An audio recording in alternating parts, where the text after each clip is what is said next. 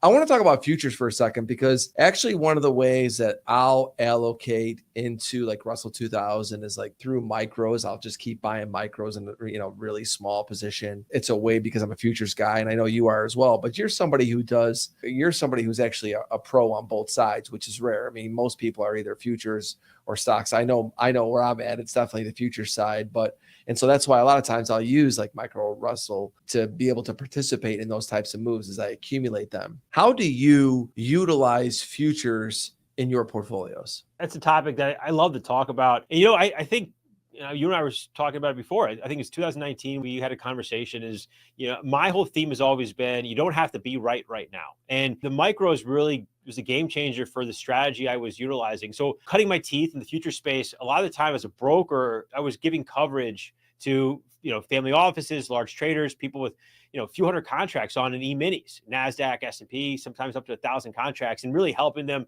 manage the risk, give them coverage, help them pinpoint their entry and exit points, and helping them across that point, and sort of used to taking on a lot of risk. But if you're going to be sort of a fund manager, like when I'm running a CTA, a commodity trading advisor, you don't want 20% swings a month. So you have to hunker that down. You won't get any client. You won't keep your clients per se, at least if you're having 20% swings per month.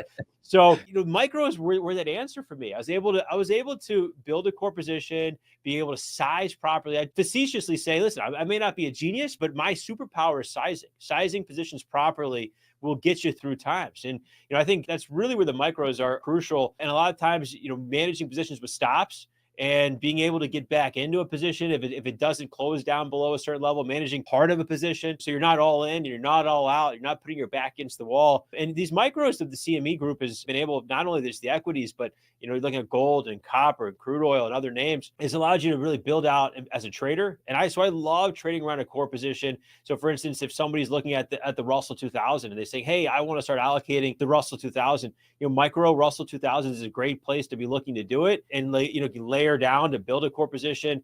Heck, we have a bad close on a Friday, peel a little off, wait till, and you can always get back in a little bit. So, that being able to manage a position in that manner brought me a lot of flexibility, and it is actually a big tailwind to why I started a CTA and why I have a fund, is being able to have that flexibility. Yeah. I mean, you think about the micros, and you could utilize them in so many different ways. If you're a trader or an investor, you can scale in a bunch of micros and get as big as you want and day trade them. You can scale into them over a period of time, which is what I do a lot of times. And actually some of my biggest winners in terms of just single trades have been in micros over the last year and a half. I had a really good one in crude oil. I had a good one in Russell as well, one that you're accumulating, because you don't want to get blasted the second you get in. And especially when you get a tape that's really choppy, like the Russell right now, if you want to accumulate, it breaks, 30, 40, 50 points, buy one, and I think it's good to hear from your perspective too, managing it on the professional level and how that looks, because I think that so many traders out there are so narrowly focused on just for today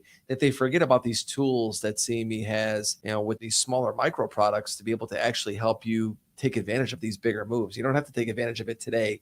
Helps you take advantage of it over time. Yeah, so our unit size is $250,000 per unit in our global portfolio. And, ultimately, I mean, I'll build a position with micro S&Ps anywhere between 3 to 5 contracts. And then, anywhere between 2, 4, 5 micro NASDAQs if I'm bullish. That's the ones I lean into most. And ultimately, the core is 3 micro S&Ps and 2 micro NASDAQs. And I get up to 10 total. But as I trim down some of my targets being hit, you talk about letting, some of the biggest trades of micros. If I'm super bullish and still love tech, leaving 2 micro NASDAQs to run and just have a hard stop on it. And I don't even have to think about it, because even with the daily volatility, you get that hard stop. And next thing I know, we're 1,000 points higher. And guess what?